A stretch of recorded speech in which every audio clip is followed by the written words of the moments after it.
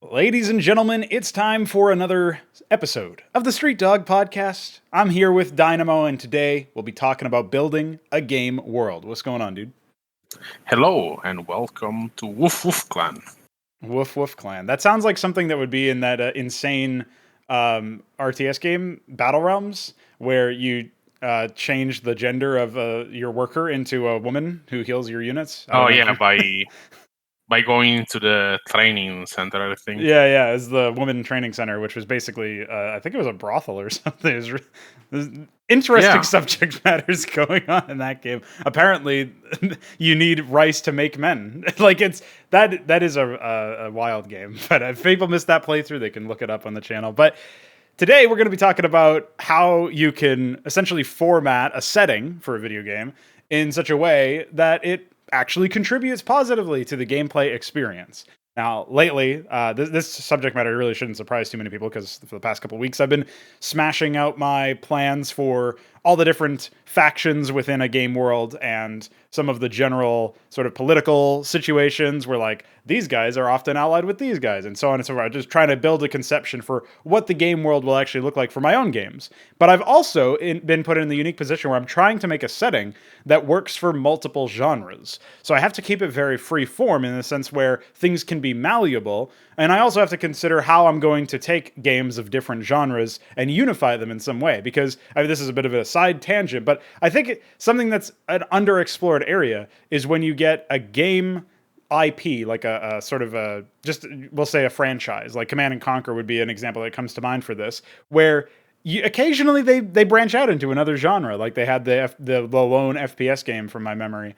And obviously that was Renegade, I think it was called. So like that's a game where you get access to a different viewport of a similar franchise. And, you know, Halo tried this with Halo Wars, which is kind of funny because apparently that was originally meant to be an RTS game way back when, but they changed it into an FPS in development. So there's like, you know, some ways that you can change up the player expectations. You can maybe make the, to use a very dreaded word, you can make the franchise itself more accessible, the setting more accessible to a bunch of people who maybe only like certain genres or don't like the genre that you debuted it in. And so that's an area where I actually want to explore because I've got ideas for different kinds of genres of games. If I can unify them, if I can unite them alongside a general principle of like you're belonging in this universe, that could be one other way for people to explore the content. And also, it's an interesting, just on its face, it's an interesting challenge for me. So that's what I've been doing lately. I've been working within the idea of trying to build a game world that can support not just one game, not just one kind of game, but many games and many kinds of games. And also that the games obviously come first. The gameplay comes first. That's something that's always been in my design wheelhouse for just the last couple of years, actually. So what we're going to jump into first as an example, I'm not going to bother using my own stuff because I don't actually have games to go along with it yet. That's still in the planning phase. What I thought would be useful is we could actually talk about something we're both familiar with, which is the very first Doom game. And that's something where the game world is very loose, right? Like there's that quote that I loved quoting because it's pretty on point for early games, especially the whole idea that story in a video game is like story in a porno. It's expected to be there, but it's not that important. You don't have to spend a lot of time on it, right? It's not the focus. And that's what I like the most about it is that you can have a focus to tell a good story, but your focus shouldn't be solely on that. It shouldn't even be primarily on that. When you work on the story, you can give it a lot of tender loving care. You can try to do it well and present your information well, but that's not where the most of your work should be done. The most of your work should be done on game flow and the gameplay loop and essentially allowing player expression. And that's a sort of, obviously we're using weird terms like should here, but in a world where you're trying to make a video game, the game part of it comes first before any sort of narrative thing, in my opinion. So that's essentially my philosophy, and that's what it looks like the philosophy for the original Doom game was. And I wanted to contrast that and the world building and the information you did get, and also the way that it was presented, with the new Doom game, the one that I've played anyway, Doom 2016, and how that game has a lot more, specifically, intrusions. There's a lot more ways that the game decides to present story-based information that doesn't necessarily have much to do, if anything, to do with the actual gameplay. Like, it's not like embedded within some line of dialogue is a bit of a hint at how you might interact with an enemy or what enemies you might face. Oftentimes, it's not very subversive whatsoever, and it's literally just here's some exposition about the game world that doesn't, enhance your experience of the gameplay itself. there's a lot of intrusion in that game, and I'll describe a specific scene because I know Dynamo specifically hasn't necessarily seen everything there is to see about this game. He's wisely avoided it, you could say. There's a scene in Doom 2016 where you're in a room talking to a man who is expositioning you what you just did and the ramifications of what you just did and what you're going to do next. And this is basically like a really long briefing. It's like a flame knives length briefing is what it feels like. I don't actually know how long it is. I think it's about 5 minutes, which is still unforgivable when you think about the fact that you're trapped in a room. You can move around, but you can't actually progress. You have to wait for him to finish his dialogue lines, and then you have to wait for him to slowly walk over until he's at the elevator and he gives you access. And that's in a Doom game. So this is an example of a game that was previously super tight with its presentation, where really the only lore you got was what you could reverse engineer from the audio visuals you were experiencing while playing, and a little bit of text at the beginning of each mission.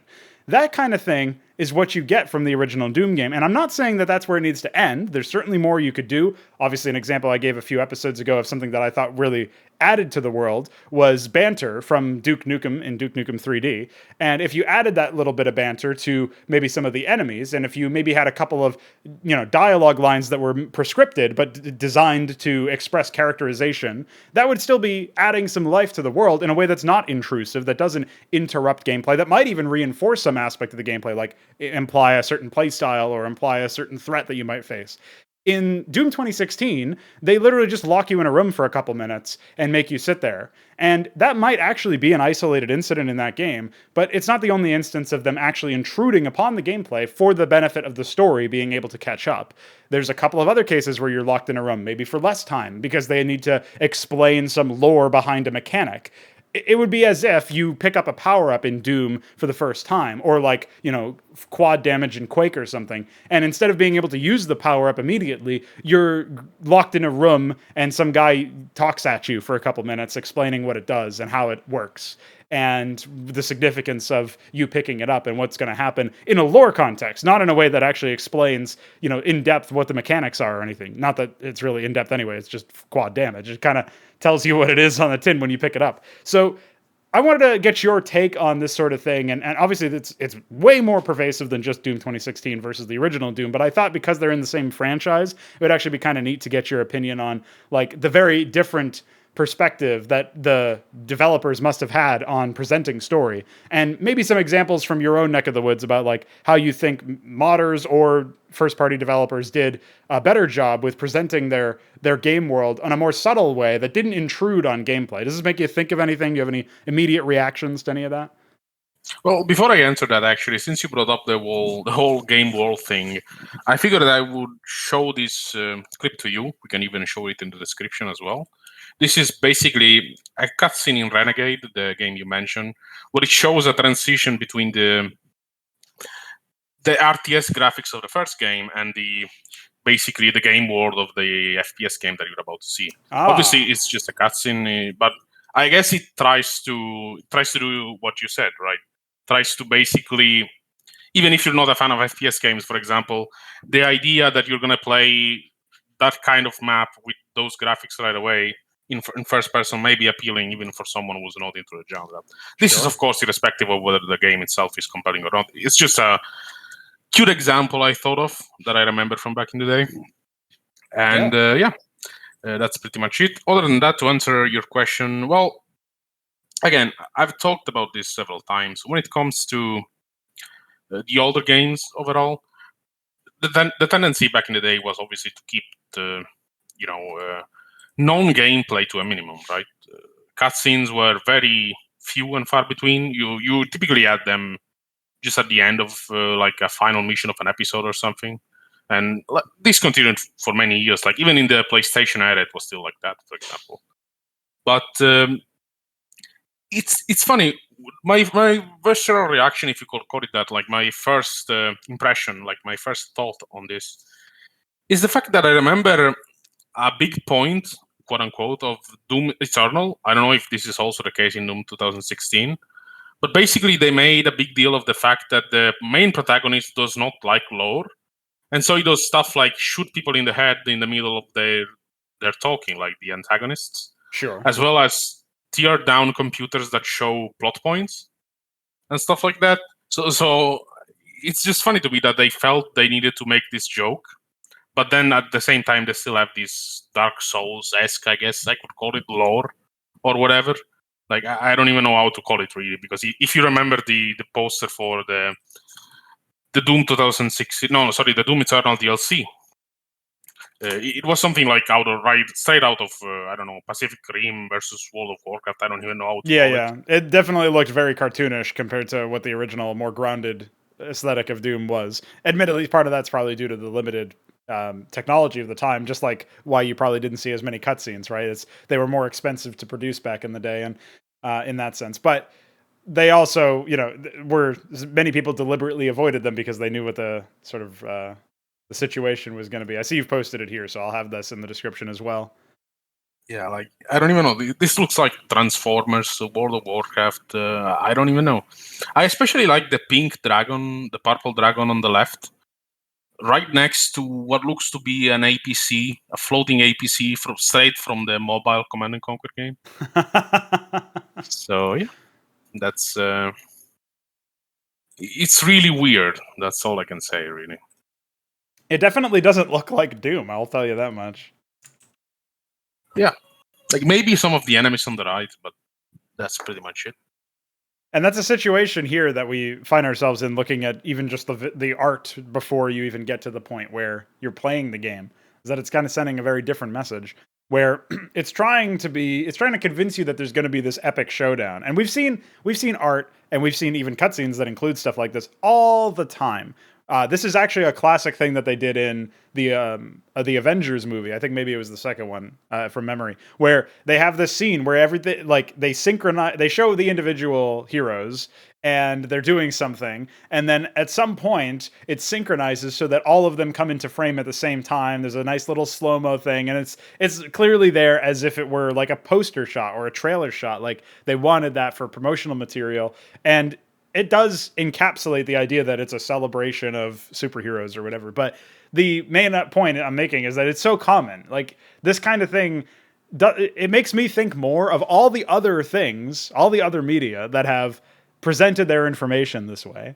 And it doesn't make me think of anything that's it doesn't make me think of anything unique to this game, because there isn't really anything unique in this game. It's just, we've seen this formula before. You have one side on the left, one side on the right. There's clear differences to make it seem like they're very different in some capacity. Although you say that, but there's like dragons on the left, which looks like it's supposed to be the human kind or some sort of more grounded technology, but then they just mix in dragons. And then on the right, they have like a bit weird mix of technology and demonic stuff, which I suppose was always there for Doom, but it was a little bit different in terms of how it was presented. And the bottom line is that we're seeing this tried and true played out formula where you're presenting two sides of a battle, as with the champions, the leaders, the protagonists maybe of each side clashing in a head-to-head battle. That tells you something about the game, but mostly it tells me that you were too lazy to come up with your own formula for designing promotional art. And when you have a game world where this is a point that I'll make that maybe people will actually disagree with. Maybe you even might disagree with something about this. But I think when you have a game world where you can sum up most of the conflicts with poster art that shows two sides fighting, it's probably not a game world that has a lot of depth that can be plumbed and exploited for the purpose of providing a large number of unique gameplay sandboxes, right? Unique environments for gameplay to occur. If you only really have two sides, then odds are, like, okay, maybe you technically can fight the same side that you're on, but another faction or something. But if you're only ever fighting one of two enemy factions, think about this in RTS terms. This is something that I always thought, Command & Conquer had a bit of a deficiency in, is that the best you could do is come up with, for some reason, why, the Brotherhood of Nod would have a splinter faction that would be disagreeing with them, or GDI would be attacking their own forces or something. And then obviously when it comes to Red Alert, it would be the same thing, like some splinter faction of Soviets or, allies or something like that. That would be the only way you could have diversity in opponents. If you're summarizing your game in this giant showdown between two sides, basically two factions, two races, whatever the case may be, that feels pretty reductive, in the sense that how am I supposed to imagine a wide variety of battles taking place in this world. How am I supposed to imagine being able to fight a significant number of unique enemies in this world, even if it's like an FPS? You would have to have one very well developed side of enemies, like the demons. But if they had 100 unit types or something, maybe then there would be a large portion of different compositions you could create that would still provide interest. But you're giving up a lot. You're giving up infighting. You're giving up free-for-all styles. You're giving up non-standard compositions of team assortments and stuff. So what do you make of the idea that they're actually they're essentially advertising their game world with this poster, and it really is just two sides that sort of look different and have some sort of champion for each side, it looks like, but based on the art. One of them being Doom Guy, although he's donning some very strange armor, and one of them being some demon that we don't know about. What do you make of that? Like, it feels even once you get past the fact that the art style is not really in jive with Doom, right? It's not really in sync. Even when you get past the fact that it's a very boring, tried and true trope of a poster where the composition is, and you could say choreography or whatever of the battle is like, we've seen this 1,000 times before. Even once you get past that, when you're trying to examine it for substance, for what it actually means for the game world of Doom, does it tell you anything that you would actually want to experience? Because it doesn't seem like it represents much. To me, it seems like it represents Doom MMO, World of Warcraft Edition. That's really the first thing that comes to mind and the last thing that comes to mind. Because, once again, it's an FPS. I don't know. I haven't played Doom 2016. I haven't played Doom Eternal. But from what I know, you're mostly on your own throughout the entire thing, right? Yeah, there's no allies really that I remember from the original, from Doom 2016, that is. You don't have Megatron here standing behind your back doing orbital bombardments or whatever the fuck you can do with that huge shoulder weapon. So, to me, it feels misleading just based on that alone. It's not really... Like, again, like, if this were an MMO, then I could see it. Like, I could see this being like, oh yeah, this is just like World of Warcraft or whatever. You have like the Alliance and the Horde with several different races, so you can have dragons and shield beaters and APCs, I guess. And I guess that would make sense, even if it would be still dumb. But other than that, I just don't really see how any of this feels like Doom. I don't know. It's really... It doesn't feel like an FPS, really. It doesn't feel like it represents anything that the game actually has, from what I've seen of the game, anyway. So that's a crucial point too. Is that we're advertising with promotional material that obviously is supposed to build up our game world, set some expectations for what the game world really is. And what do you see in this sort of composition? We see the protagonist, who we are familiar with being the protagonist, engaging in melee combat with no ranged weapon in sight. He's got like what appears to be a shoulder or head cannon. I don't know what the fuck is going on there, but that's like the extent of his ability to represent a ranged weapon for him. This is the guy you're playing as, and this is an FPS. But I would never get that from this. If somebody told me the protagonist was the little man in green armor with a giant like hammer type thing and some blade on the other side of his arm, I would think this is some sort of like man mode Assassin's Creed game or something set in a fantasy land, not a science fiction shooter with futuristic technology and fucking guns. Like, you know what I mean? I don't actually see any guns besides what's on vehicles and like armor suits. Now that I think about it, I don't see any handheld rifles or anything in this composition, even though I'm looking pretty close at this point. So yeah, that's I guess the closest you got is the Tony in the bottom right. He's got a big blaster, but it definitely doesn't sell itself as an FPS. That's for sure. You're right about that. Yeah, like nothing about it really feels like, not even just Doom, like any game. Like, I don't think even Halo. Like, I don't think, like, if you just replace the characters in this poster with characters from Halo, I don't think it would be an accurate depiction of what that gameplay is like at all. Either.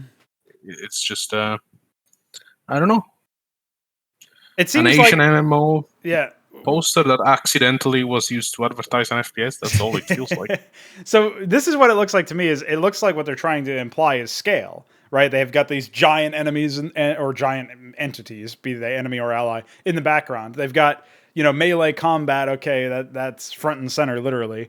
And you've got like some weird hybrid fantasy sci-fi thing going on for the designs of the enemies, the fact that you've got shield bearers with melee weapons and stuff on the left side as well. And then you've got all the ranged vehicles and and aircraft and stuff, spacecraft, and some weird, sorcery portal shit. So it's a real mishmash of different themes, and I can get behind presenting that in a way where it's like, it's begging a question: why are all of these things in the same poster? In a way where you can beg that question, you can ask that question or imply that question in a way that's not bad, because it can make you curious as to what's really going on here. That can make you think, oh yeah, very interesting. We've got so many different elements. I wonder how they jive together, how they actually work together. The trouble is, I can't imagine how they work together, and we're not seeing anything that's even remotely close to anything I've seen from the game itself. Now, admittedly, this is a game that neither of us have played, so there is that. But the concern here is, if it's an FPS, and I know the gameplay of the original Doom 2016 because I've played that game multiple times, and then I look at the gameplay I've seen from Doom Eternal, which I have seen a good number of videos on, I'm not seeing battlefields that are even remotely close to the scale that would be required to sell this scene. And I mean, you can say that that's like exaggerated marketing, basically, exaggerated advertisement, which is, by the way, pretty much the same thing as false advertisement. It's just not completely fabricated. There's some aspect of this. I'm sure the enemies and allies that you see on screen are somewhere in the game, although, I don't know, we've seen evidence to the contrary for similar things, like when StarCraft had a trailer for multiple units that just never appeared in the game. And weren't even in the beta for that matter. So pretty good stuff there. But okay, we've got that set to one side. If you assume that this is just slightly exaggerated marketing and that the battlefields are even a fraction of this size, like a notable fraction of this size, that would make this game probably one of the largest scale FPS games made in the last couple of years. Not ever, because there have been really large scale games, like obviously the Arma series has a lot of scale associated with it, with big ass battlefields and stuff. And then there's the Far Cry games. The Battlefront games as well. There's a lot of games with scale associated with them where you have like large player counts and stuff. But as far as content that is primarily single player goes, which Doom, the Doom reboot has been focused around single player content, and this is DLC, which is expressly trying to advertise single player content. That would make this probably one of the largest scale FPS games in terms of the single player stuff possible. And yet I've seen the battlefields in this game, but they are not that large whatsoever. So again, like this game world poster, the idea that you're trying to advertise for some sort of game and sort of instill a sense that there's something here. I actually don't, the things about this that I don't mind are basically the fact that there seems to be a large number of things, like a large number of things going around. There's a ton of scale going on. There's a bunch of different enemies, a bunch of different units, we'll say, a lot of variety.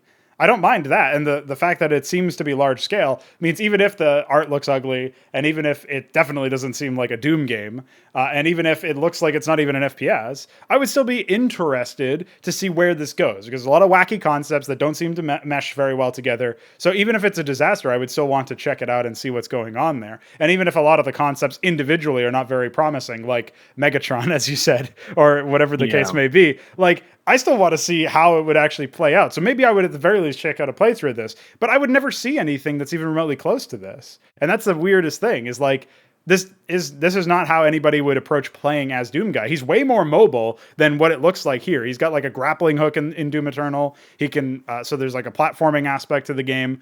3D platformers, by the way, always a classic. There's, an element where, that obviously opens up bigger scale battlefields to exist, but that doesn't, you can kind of see where I'm going here, where I'm really failing to bridge the gap between promotional art and actual gameplay experience. And that's exactly what this whole podcast episode is about, is how do you design a world and then obviously present the information necessary to communicate those ideas to players without intruding upon gameplay, or in this case, setting completely distinct and wrong expectations. So, when you see the original Doom box art, that stuff is just you shooting some dudes with pistols and stuff. It could be a little bit more true to form insofar as maybe you could see some of the level geometry or whatever, but it's vague enough that it applies without you needing to really wonder what's going on. I mean, maybe you've seen even better box art to, or promotional art to in-game representation from other games or something that you could draw upon here, but it just feels to me that like when you've built a game world already, when you already have a game world and you've gone past the phase of the building part, presenting it is important too. Probably just as important. Maybe I would say more so for probably driving sales and stuff, because obviously marketing is a big part of that. But presenting it so that you get the accurate expectations is really important. And I don't have anything over here. Like if I was playing Doom Eternal, and there's probably a decent amount of melee combat in that game, but okay, I've seen at least that there's a decent amount of melee combat in that game. I would still think that maybe they've just removed all guns entirely. Like, what the fuck is this? Why am I holding a giant hammer? You know, like, why am I fighting on a battlefield with a melee weapon in a case where there's like a million enemies with ranged guns and ranged capabilities trying to kill me? Like, that seems a bit weird. Where's the stuff I can grapple to? Because there's no geometry for that either. So, can you maybe... I don't know if you can recall any examples of art that actually did fit the bill and sell it well, or encapsulate the actual gameplay loop in some way, or imply it at least. But I feel like this is a disconnect, a classic disconnect, where just like the story never suits the actual, like the subject matter of the story. We talk about this with the original StarCraft a lot, and obviously StarCraft 2, where they focus on personal dramas instead of the giant military conflicts you would need to justify the actual giant military conflicts, or somewhat sizable military conflicts that you actually engage in gameplay. This is all in service to some dude's personal drama and revenge story or something. It's kind of laughable when you think about it like that. And that's exactly why we say the story is not in sync with the gameplay. In this case, it's like their game world and their promotional art isn't in sync with the gameplay. So I'm wondering if you can recall any examples of that actually being in sync with itself. Well, I think the main thing that we can get from the cover arts, not only new ones but also older ones, promotional art in general, really, is that they're basically, as is usually the case with games, they're basically just trying to ape whatever is popular at that point.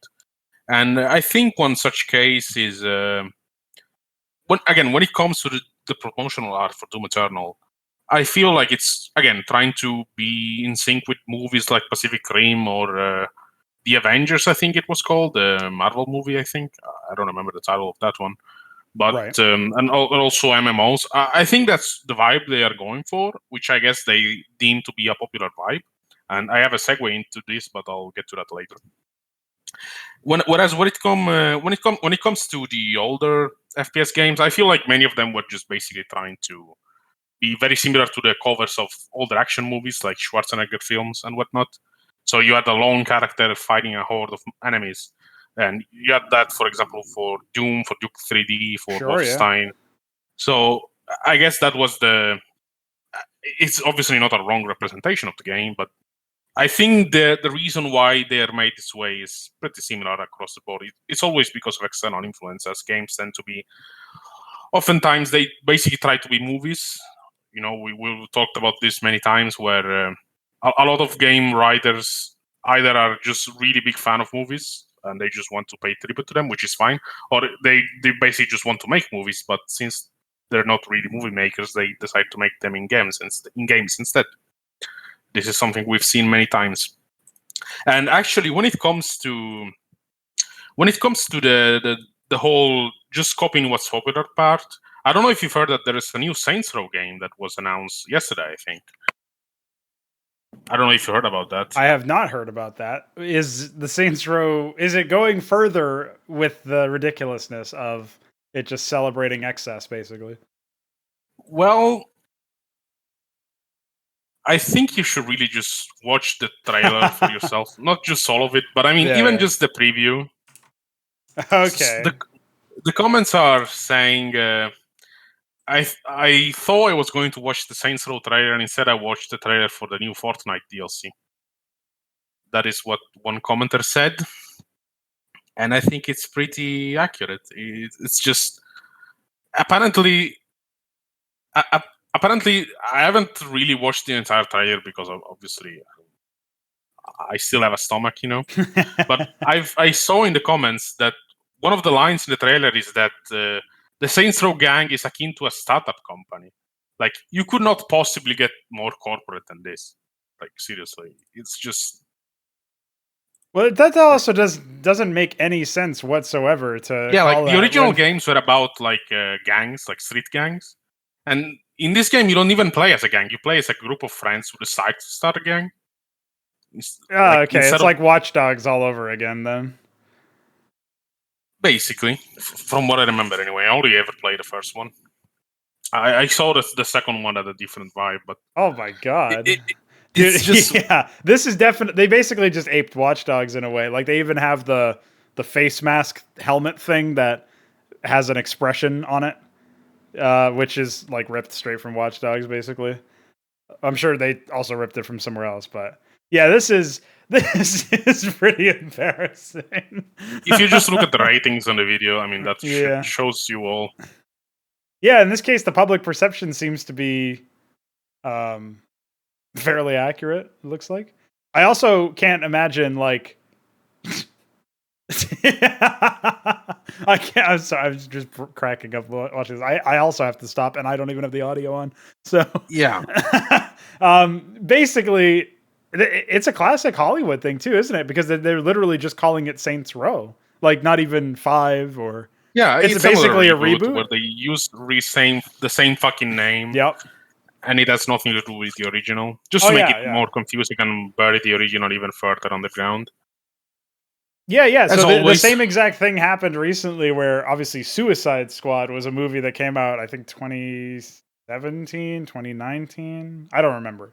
It was sometime in the last couple of years. And then recently, earlier this year, I think earlier this month, we're recording this in August, the movie The Suicide Squad came out. Not to be confused with Suicide Squad.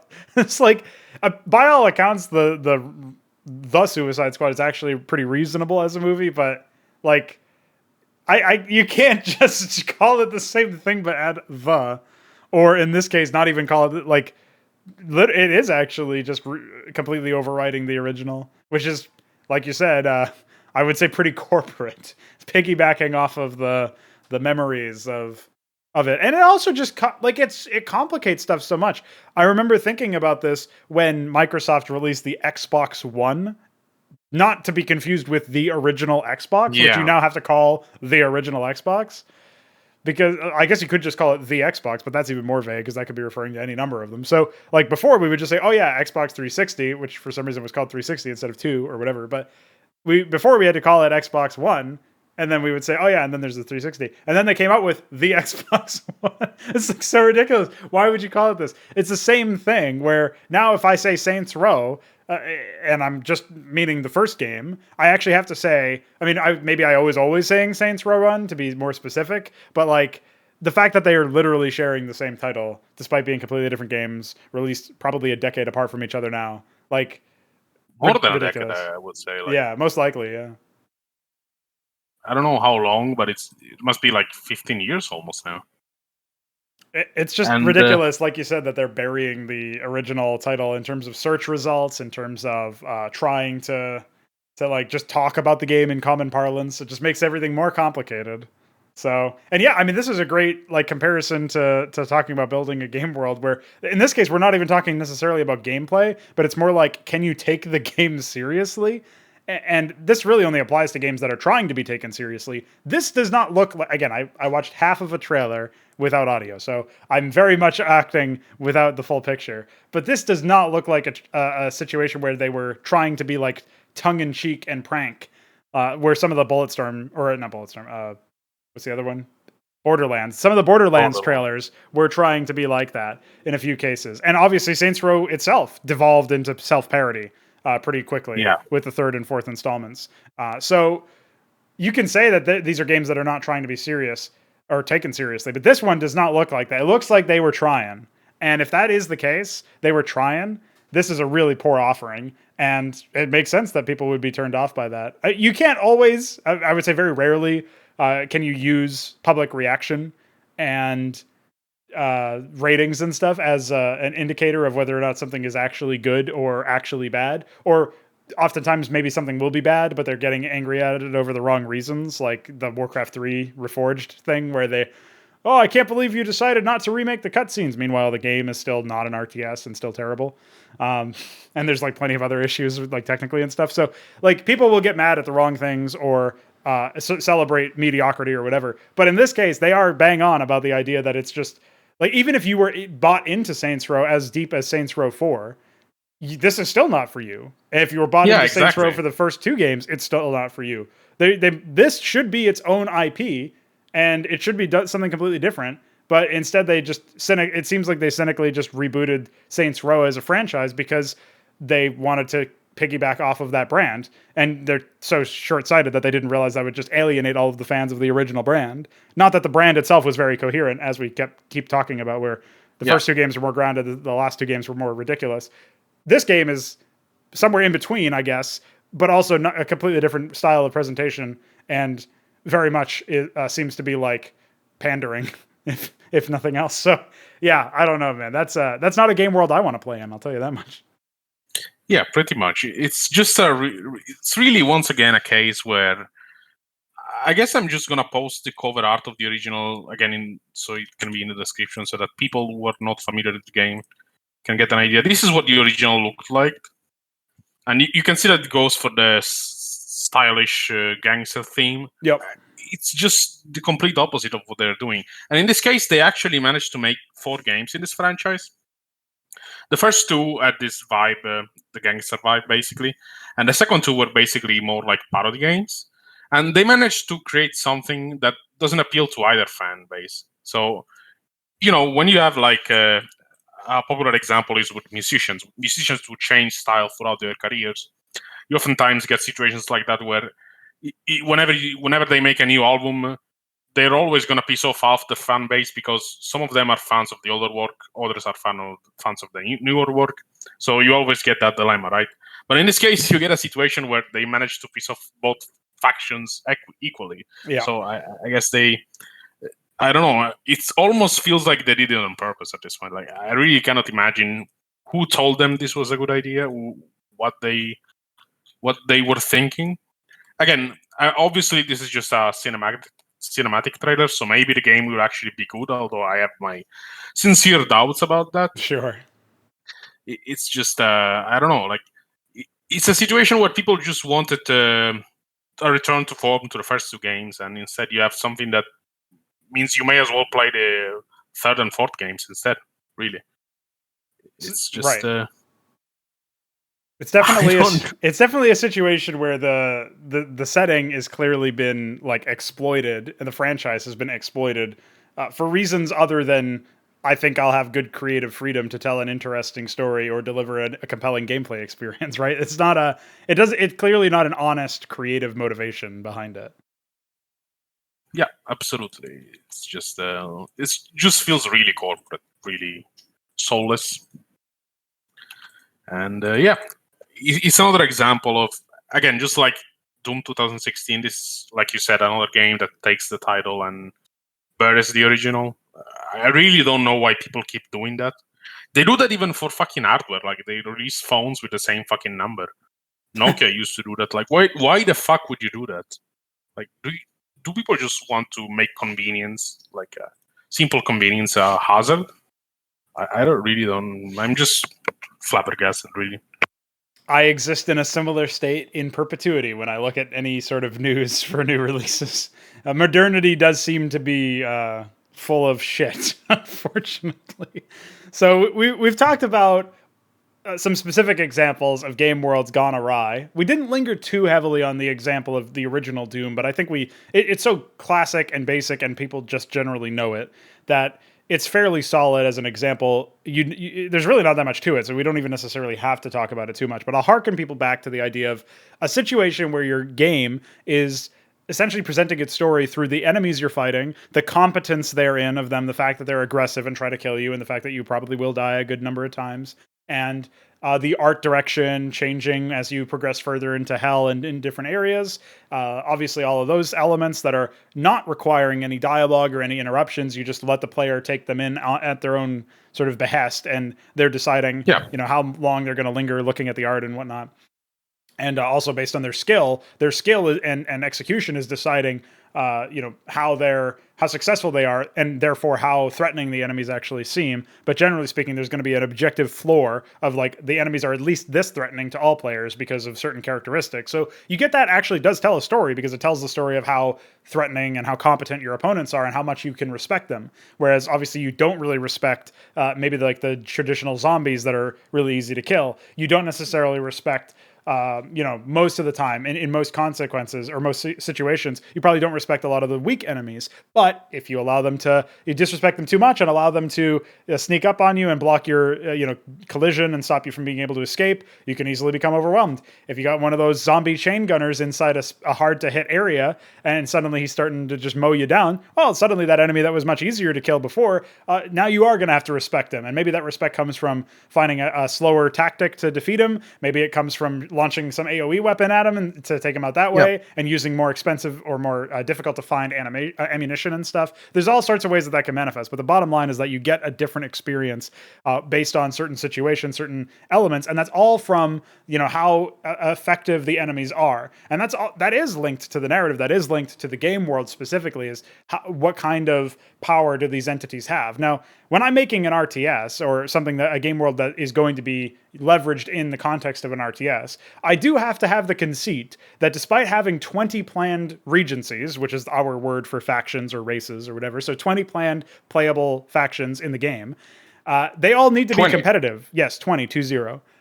So I've already got them planned out, like they're all been documented, but the bottom line is that they all need to be competitive with one another, despite being very different in terms of their technology, whether they're even organic or not, how they came into be, what their play styles are. There needs to be some semblance of balance where it doesn't need to be absolutely perfect. It probably won't be. Like, let's be real. We're talking about 20 races with each of them having about 100 units and 40 structures. So the idea that you're going to be able to balance 10 tiers of tech with all that stuff is a lot of moving parts. Good luck with it. But as long as there's some element of parity where you have ways to counter the threats, or to, and again, not in a hard counter sense, but counteract them by playing well, despite the fact that they're leveraging a certain thing. You leverage your specific trait or your specific composition that you're very adept with and try to defeat them that way. And obviously we're targeting team games here. So the idea is that even if you specifically, as whatever regency you're playing as, don't have a really solid answer at this level of tech to whatever your opponent is doing because of some very specific, race on race matchup or whatever. This would happen all the time in like Terran versus Terran or Terran versus Zerg or whatever, where you would always have to go like one specific strategy, and even then it might not be the best. If you have a team game now, okay, maybe your ally is playing a different race and he's got something different. Or maybe he's the same race, but he's, gone down a different tech path than you. And so he has different tools. There's all sorts of different elements there that can allow for that parity to exist. But the bottom line is that because I know the game-focused outcome, because I know that the outcome needs to be parity between regencies, between all 20 playable factions, I then know that there's going to be certain elements that are consistent across all of these. Like, they're probably going to harvest resources in pretty much the same ways. There's going to be different ways that they all produce structures or units or something. But for the most part, there will be like every single structure or unit has a source. So if you find the source, you can stop them from producing, that sort of thing.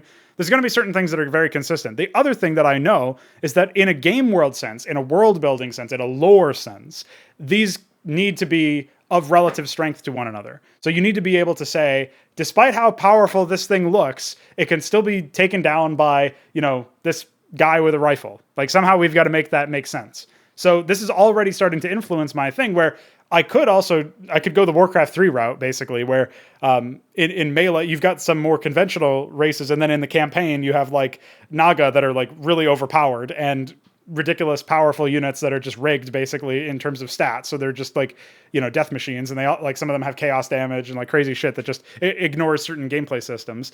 You could do that. You could go the StarCraft 2 route where like your enemies are just completely different, like playing a different game, doing everything differently. But that's not what I want. I want parity between not just the regencies, but also the game modes. Like, if you're playing single player, you should be playing a game that's competing for you, for your time. You should be playing against enemies that are competitive with you in terms of being skilled. And even if you're really good and you can win, quote unquote, with ease, you'll still have to show that you're really good. You'll still have to show how good you really are by playing to a certain level of an RTS. You can't just, a move with a couple of units here and there and then win the game that way, like you can in a lot of conventional RTS missions. But at the same time, you're not grinding against something that's just unfair. The whole point is that the enemy builds up from somewhat similar starting position to you, because fairness is key to the idea. So because we need this parity in the game itself, that's influenced the way that I design the game world and the members of the game world.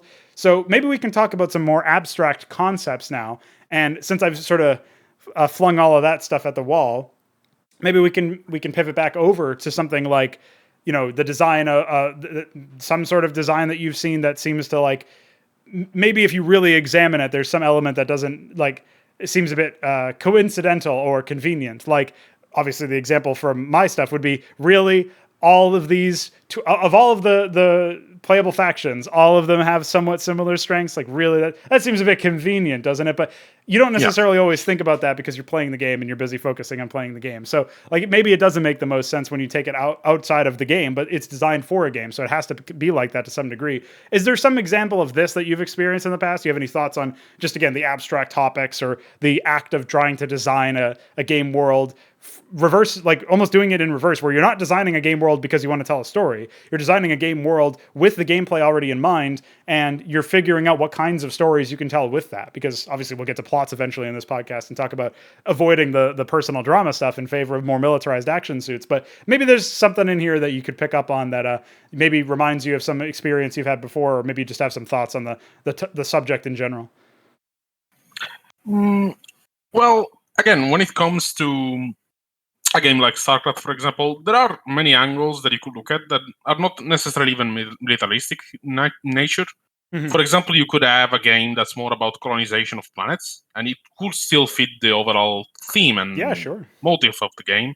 Or you could have a game that's about interstellar trading, for example. There are some economic-based games like that. So the settings that you want to build, like if you want to build a game for gameplay before you even care about the setting and the type of story you want to tell. Overall, I don't think there's really.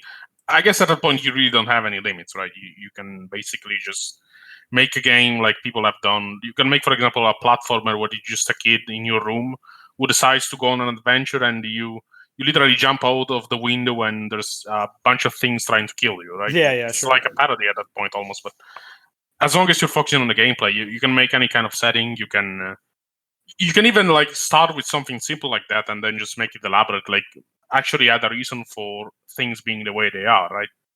But I don't know if I can really think of a game that started off. I guess the Doom games started off with just gameplay in mind and then became whatever that the concept art was showing.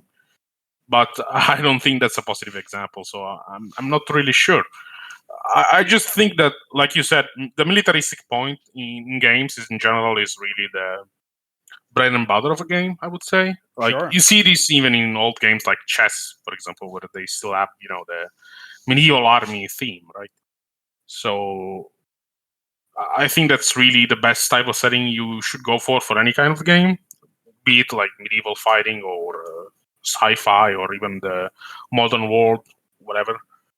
But beyond that, I just think you should really focus on, like you said, you can focus on lore and theme and setting design, as long as you obviously, like you said, you were talking about all sorts of gameplay considerations, like whether units are way too similar to one another or something that you don't really notice in a game.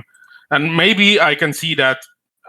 One thing I was thinking as you were saying that, I can maybe see something like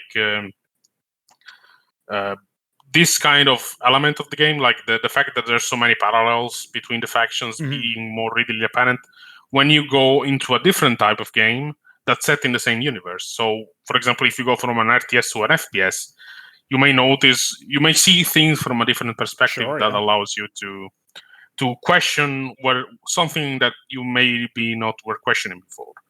So that's really what comes to mind to me when it comes to that. I don't know if you were planning several different types of games in your setting, so maybe you can talk a bit more about what you were planning and how you want to tie it all together, basically. Yeah, so the three games, because three that we currently have drafted plans for in some capacity are there's obviously the real time strategy game that's Cause Monarchy.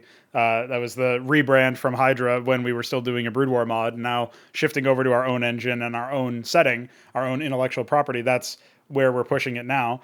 So Cause Monarchy's got to be the RTS. It's going to be initially having just 6 playable factions on release, but when it retails. But then we'll have other factions added in when we actually have the time and ability to do so.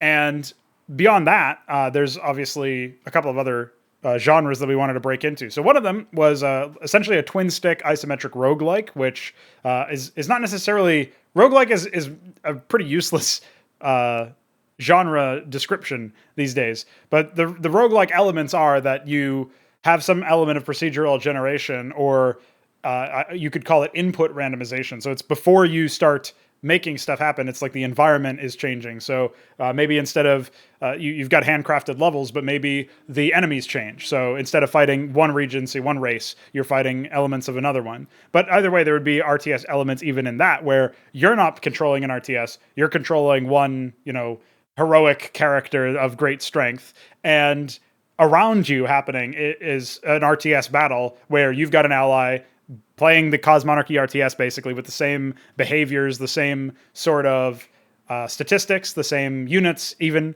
and those are being controlled in the same way that they would be in an RTS. But then you specifically as a player are controlling this from the perspective of just one character from an isometric, the same sort of camera angle as in the RTS, but it's a twin stick, which means you're using WASD to move and mouse to shoot. So you get that precision, you get that element of being able to change. I'm trying to think of other games that would fit this bill that maybe you've played, but hopefully the example there is pretty common. I suppose like any game that uses WASD for movement would be accurate. It just happens to be isometric 2D instead of side scroller. So instead of going from just left to right, you're going all the way around. So with that in mind, the other aspect to mention, the third title to mention is indeed going to be an FPS. The biggest trouble that we have for unifying all of these is obviously, like, if it's a 2D game, how do you make an FPS that has 3D elements? Because I would want people to be able to jump around. I would want cover. I would want the ability for certain things to absorb damage. There's a lot of things that, from a mechanics standpoint, don't necessarily fit the RTS. So there would have to be liberties taken, I think, in terms of changing how certain mechanics work, where instead of units shooting over the rock that they happen to be standing behind because it's a doodad in an RTS map, in the FPS version of that, you would have the rock actually, collide with the bullets, and you would have to step out of cover to attack or something like that. Obviously, we would be targeting something that's fairly fast paced, so we wouldn't want something where it's a cover shooter, because I like the fast pace of games like Doom and Quake. I think maybe it might be a bit too fast for the scale I'm going at, because we are talking about RTS levels of units running around on the field that you have to deal with sometimes, and trying to essentially escort or support your RTS ally in a similar way that you would be in the twin stick game.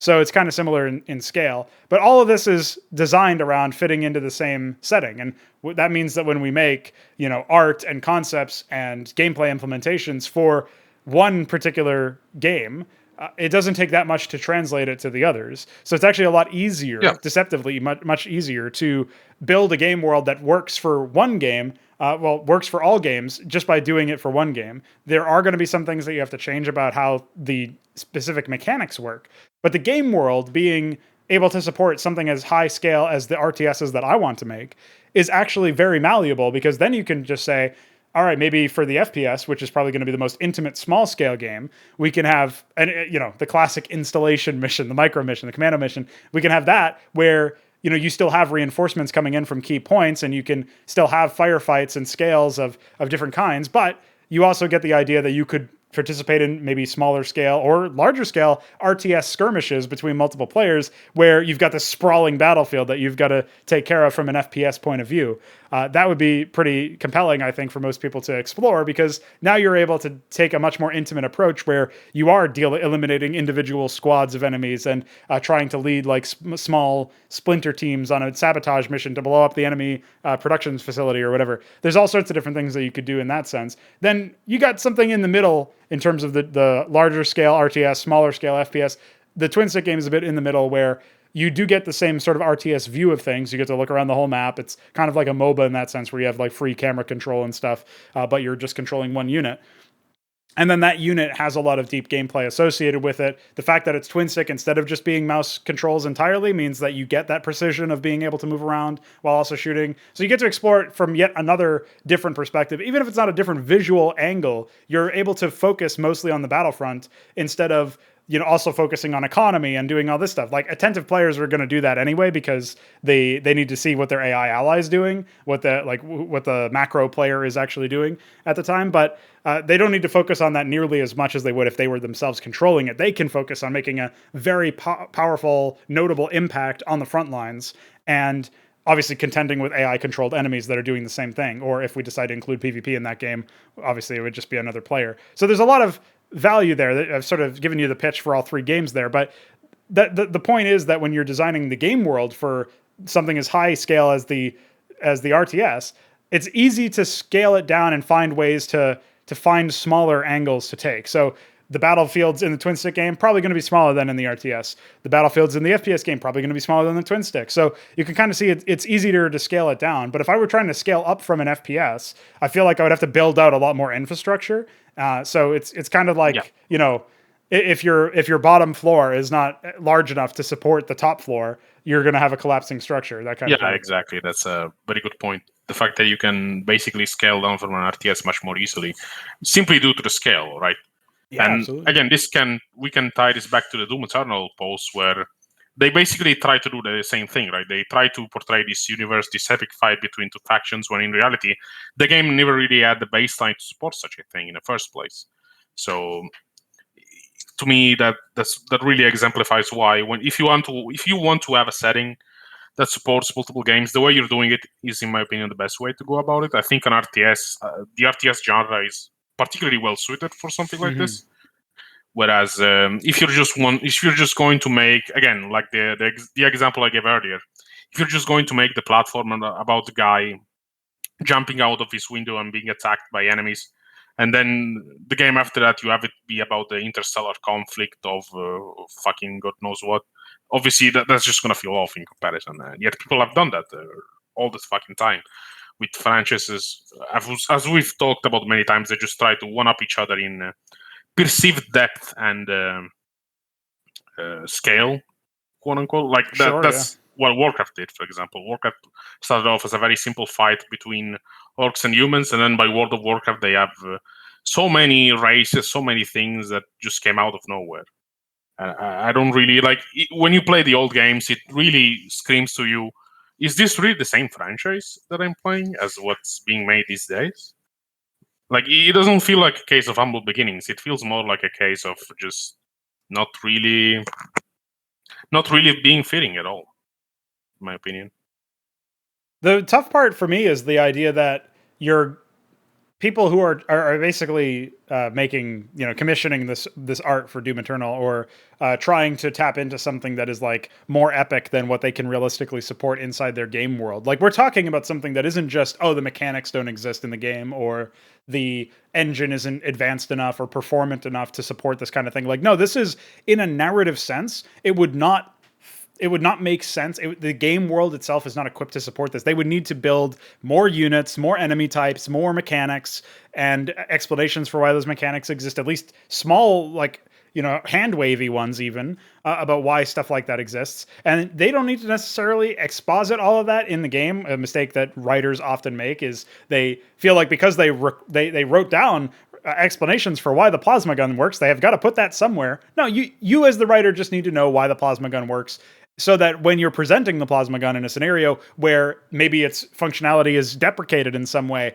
or maybe it's going to be boosted in power, that's consistent instead of being a hand wave thing. Like, you can present that kind of thing consistently. That's the main reason why you need to know as the writer. It has nothing to do with whether or not the player needs to know. They can intuit that stuff. They can read the fucking wiki that the fans put together, where your interview answers for some like sweaty guy is like, how does the plasma gun work? And then you're like, oh, well, I do have documentation on this, so I guess I could just release that. Like, that's where you can get people who are really interested. They can actually go out of their way. The average player does not care. It doesn't need to know. And they'll just say, oh, the plasma gun works that way. Okay, cool. I understand this based on the fact that I've been using the plasma gun. Like, it's a classic overreach, right? Basically. Like, you can get some cases where it just feels like an ass pull when something different happens. But the main idea is that if you're making efficient use of your presentation, then it will feel consistent. Like, basically, the classic example is like when somebody goes to fire a gun, but then it doesn't fire and it jams and they're surprised because something happened to the weapon that was just a complete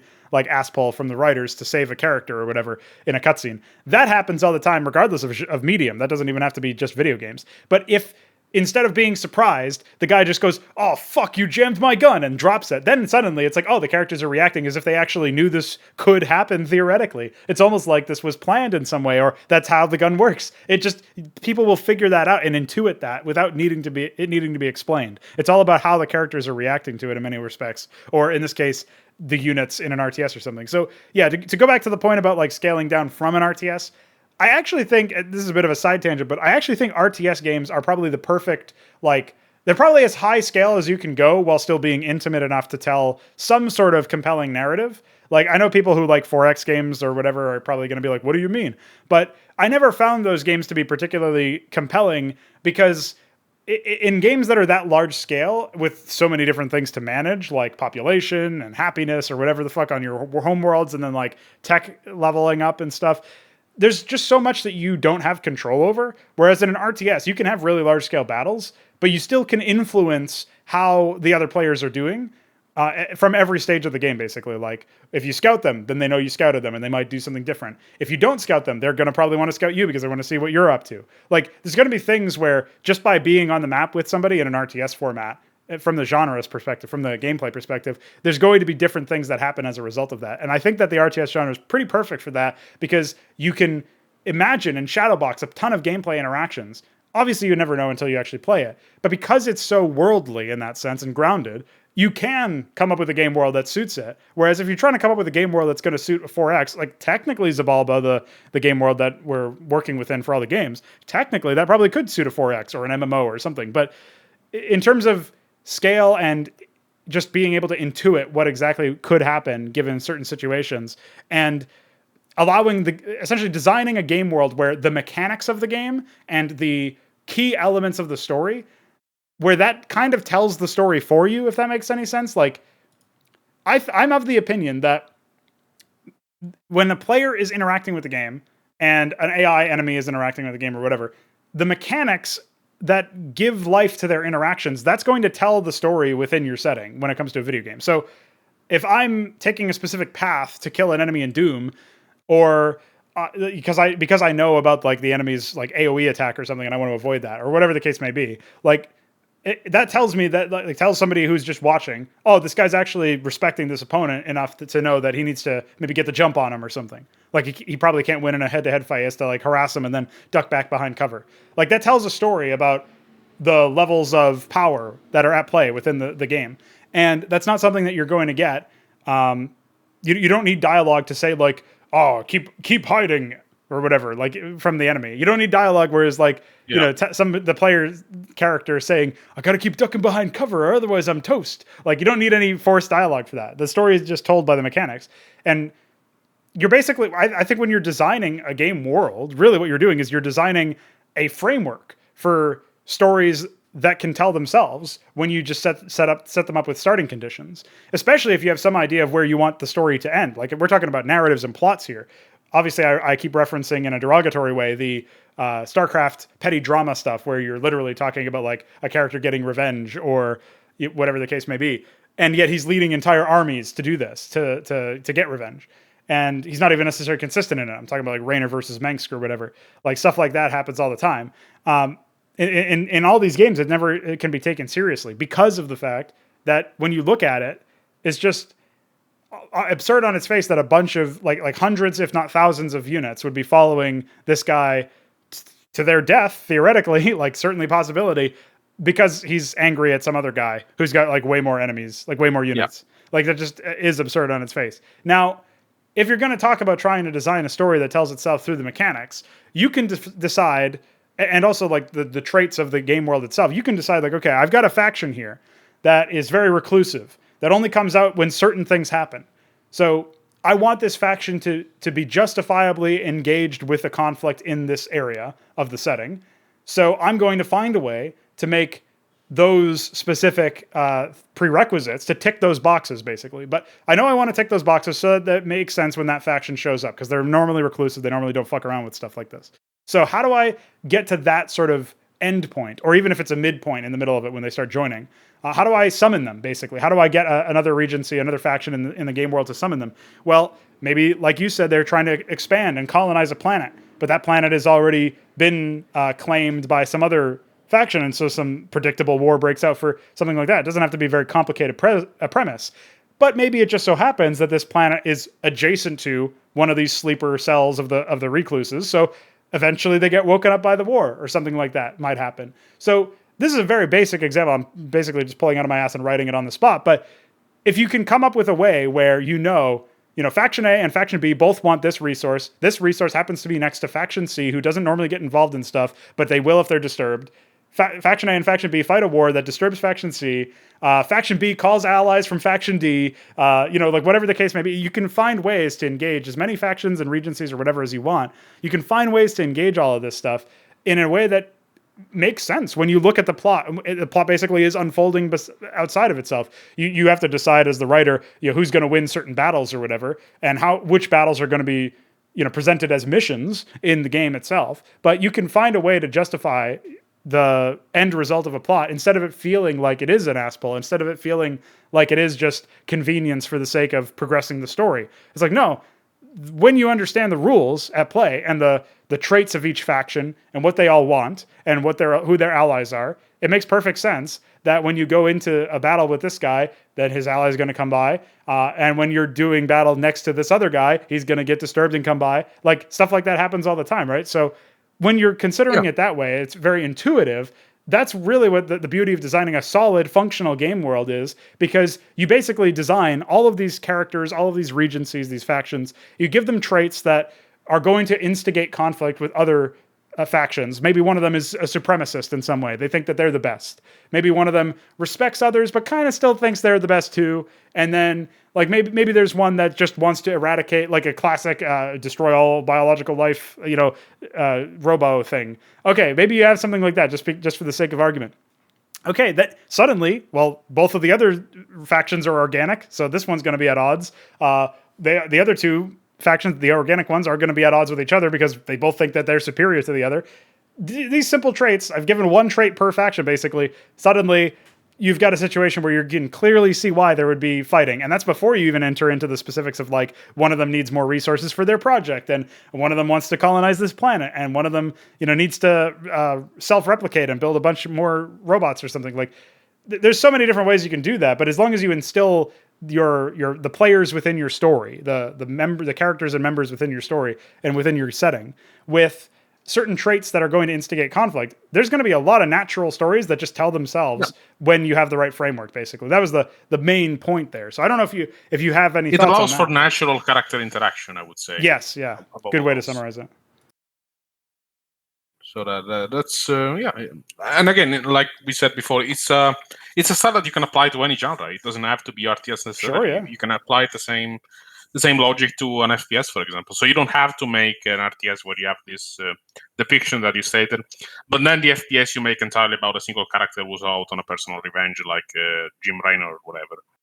Like you can still have the same style of character interaction throughout other genres, just like an FPS, like the roguelike that you mentioned, like the isometric action game, rather. Right. So it's it works, like you said. It's just it's not something that I've seen in many games, but again, like we talked about in the opening with the porn quotes about Doom, many games didn't really care too much about large-scale settings or whatever. But for modern games, I'm not really aware of any examples like this. I don't know if you know of any or anything that even comes close to this that you've seen. Nothing from the perspective of having multiple genres within the same umbrella franchise title or whatever. Like, really the closest thing you could probably get is Halo. But even then, they had to go back in the setting. Well, they didn't have to, but they felt like they wanted to tell a prequel story. So they involved, like, completely different technology and... there's some bizarre examples within that where a unit that was unique to the third game, like a vehicle that was unique to the third game, was also in this RTS game, which was taking place like canonically like 30 years or something crazy before, or Wait, maybe even game? more. Halo Wars had a vehicle that was unique to the Halo 3 that was basically new to the franchise. It was new to the franchise, but it was also supposed to be new to the game, like new to the setting. And yet they were also using it 30 years before the first game in the RTS. So it's just like, that's a case where it's like clearly they didn't really think too far ahead, I don't think. Maybe that was a case where they had the model lying around and they just converted it for an RTS. I don't know. But either way, it was very much a big prank, I think. So when you think about it like that, I mean, the trouble that I have with trying to name other examples is even of a game world that's specific to one genre, one game, or one franchise of one genre, and you just have like a decent amount of scale and really sensible characters, characterization of certain things and traits for things that for the members of the setting that are going to compete with one another and going to naturally instigate conflict and interact with the other characters. That kind of natural characterization or natural downstream consequences, I don't really think it shows up very often in video games because I think it's a good rule of thumb for people who are writing classical stories as well. If you think about it, like if you're trying to design a plot that makes sense, you can come up with like basic ideas for what the plot points will be. Maybe you have some vision of a specific set piece that's going to happen in a movie or something as a director, or if you're a writer director, but then you start writing the characters and you know where their rough starting points are going to be. And you add certain elements of their characterization. And then you kind of, maybe the plot is already set, but the dialogue writes itself because the interactions between characters there, it's really easy to write dialogue if you really know what these characters are like. Like that would be an example where it's very useful for that approach. I don't know that I think it translates really well to video games specifically because you have no limit to the kinds of plots that you can come up with and the raw number of them, of stories you can tell when you have that combination of like freedom of number of interactions. Like we've got 20 regencies. So there's a ridiculous number of different starting points and starting conditions we can have and players within the stories we can have. I don't know of anything that has the same scale in that sense. Like the closest you can even come to something that has that many in a game sense is probably Age of Empires, but they don't like they're focusing pretty heavily on like the historical aspect. So really the closest thing you get to like original stories is just going to be told in skirmish maps or whatever. It's not going to be like, the Africans traveled to Native America or something, like you're not going to really get that. Right. So, because of that, I think you don't really get anything close to this. I specifically think people just don't know about manners in which you can write stories in a classical sense. Like, I know this is something that we keep saying, and it does feel a bit reductive, but Escatubesque has a quote where he says the many game writers are just failed wannabe Hollywood writers, and now they've got like license to write their fan fiction into a game. And right. I mean, there is more going on than that, and there are people who seem to have more understanding of like characters and plot and certain elements than that in the game. They're very rarely executed well, and they're very rarely presented well within the medium of a game, because usually they are still stuck in the mindset of writing a story or a plot or building characters that are going to be used for a movie or for a book or something, where it is a linear narrative with no regard for player input. But when you're greeted with so many really low quality plots and characters, it does make me feel like maybe that's the issue, is these people aren't trained in any capacity. They haven't done a whole lot of soul searching. And if we go back to your point about the fact that everybody copies everybody else, I think that probably also plays a huge part into it.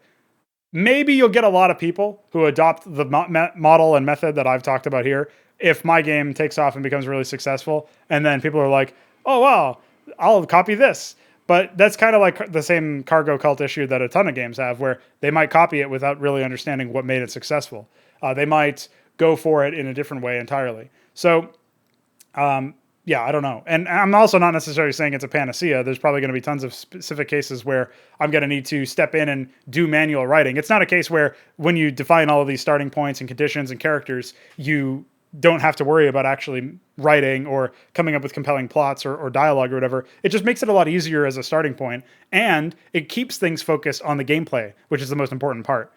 So I think that's probably the main thing, and because people don't consider gameplay to be important in video games, which is really insane, it doesn't really surprise me that this doesn't show up in many places. But, I mean, I'm just as sort of stumped as you on, should try to give examples of involved narratives, involved game worlds that aren't intrusive, that aren't disrespectful to the player, that still have deference for the player's, again, the idea of the player's input being significantly important for the purpose of determining the outcome of the game, and the outcome of the story, therefore. Maybe people in the comment section will have some input on that. I'm not sure. Maybe.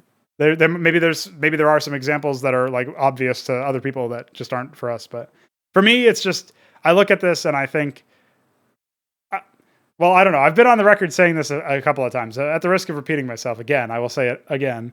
I don't believe I am some like avant-garde thinker of epic proportions that's like super intelligent and considers stuff that nobody else has considered before. I think I just am dissatisfied with what we have in the industry currently.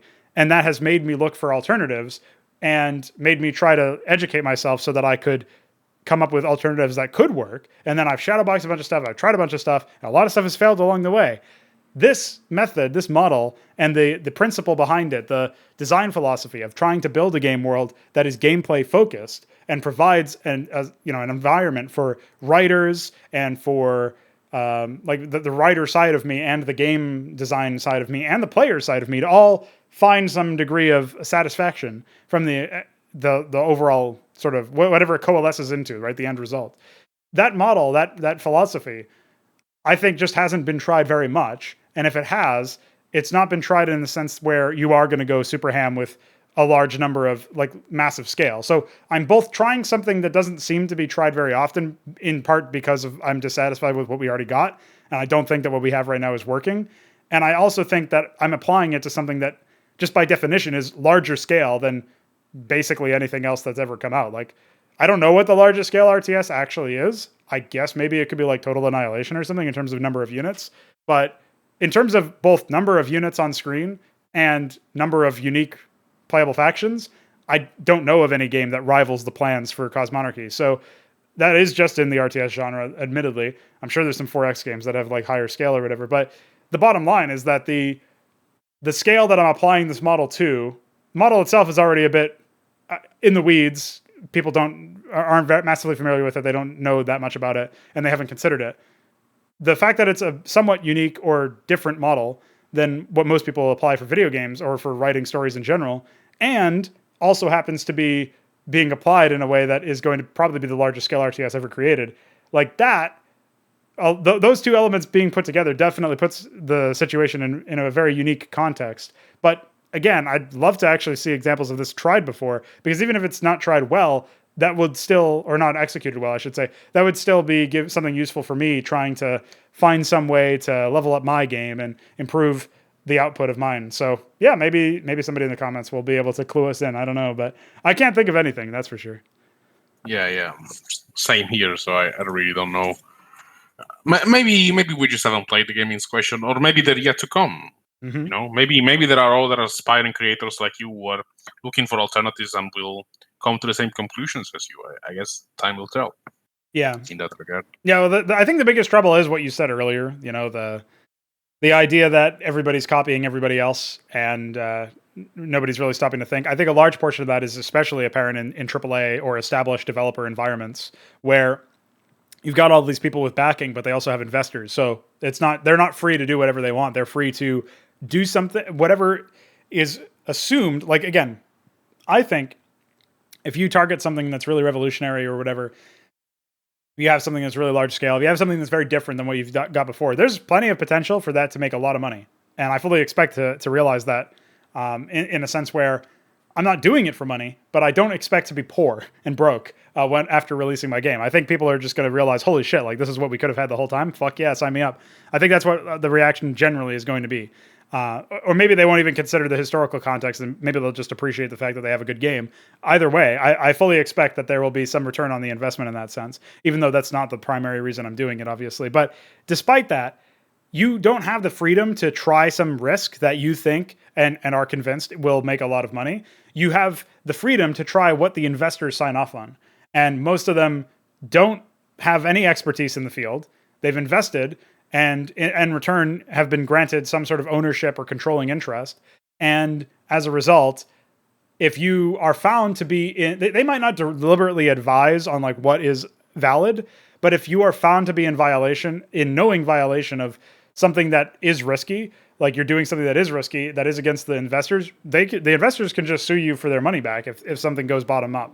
They'll be happy if in Cyberpunk. That happened there. Yeah, and Blizzard as well are getting fucked around by that because of all of that's not related to their games, obviously, because their games make money even though they're terrible, but they're related to the sexual assault stuff and all of the allegations that have been floated around. They're getting it from all sides and renaming Overwatch characters as a result, which is a classic. But there's cases where you basically have zero creative freedom or very minimal, very constrained creative freedom, and you can only operate within a small box.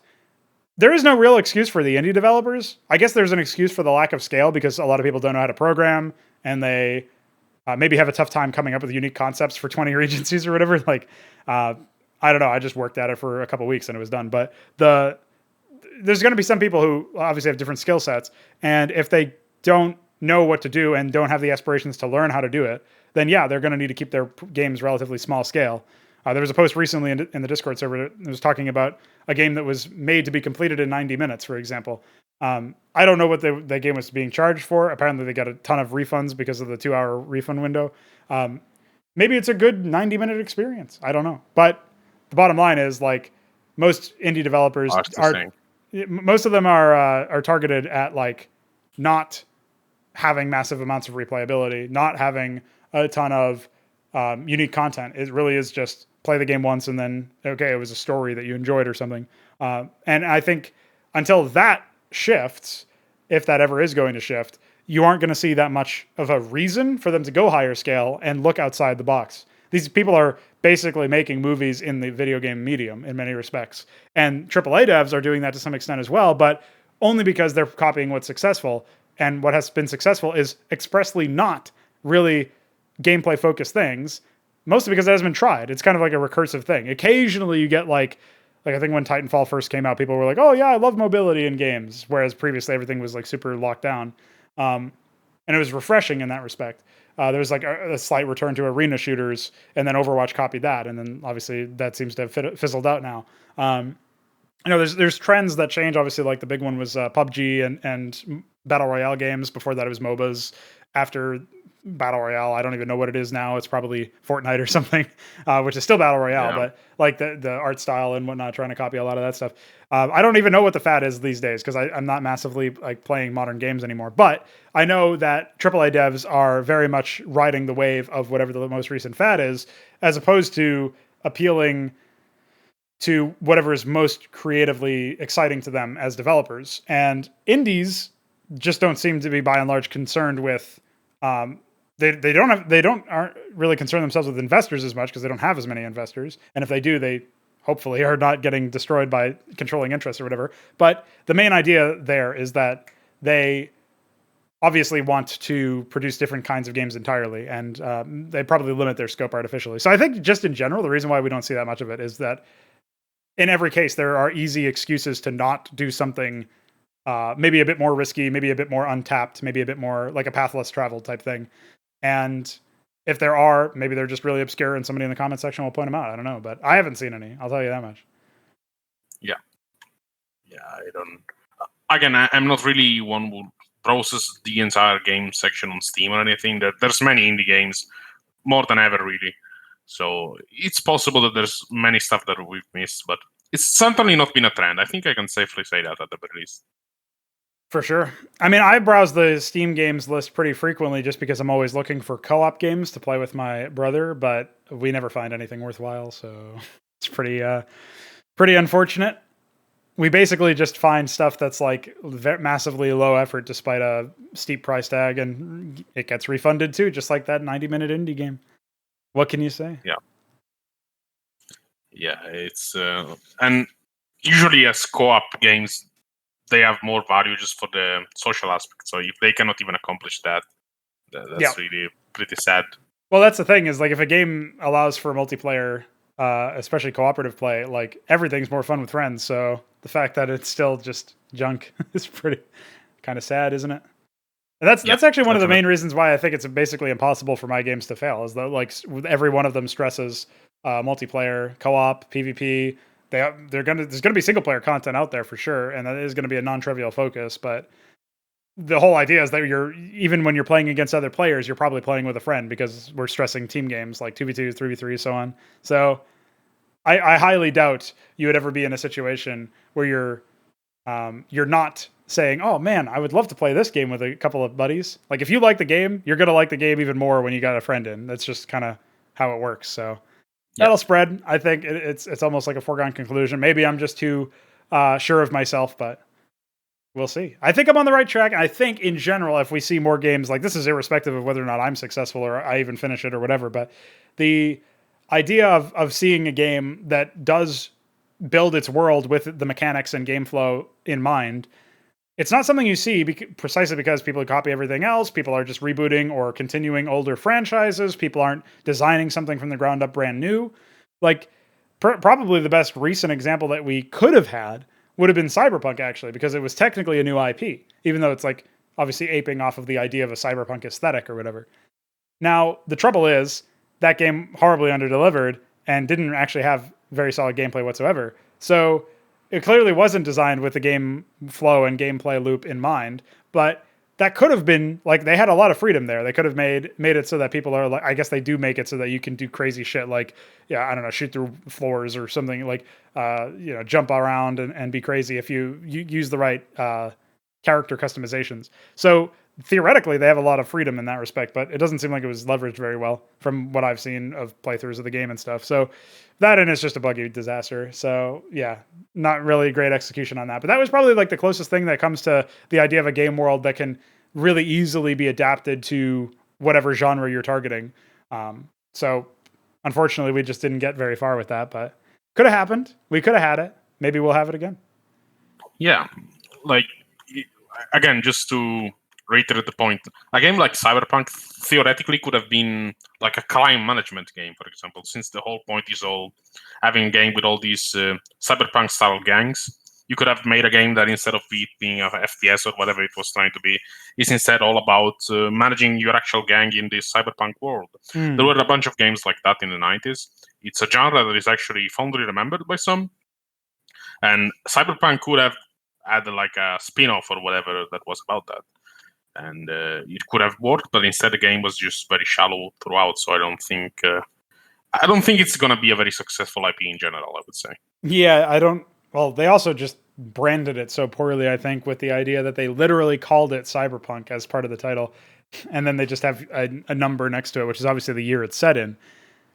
I don't know, man. That seems really goofy as a very name. pretentious. If you're ever going to deliver a sequel or some other spinoff, what are you going to call it? Like, it might be called something completely different. I don't know. It just seems like there's a lot of mistakes made, but it seems like if it extends even to the title of your game, you might have fucked up somewhere along the line. So, yeah. Yeah, that's without a doubt. Really, without a doubt.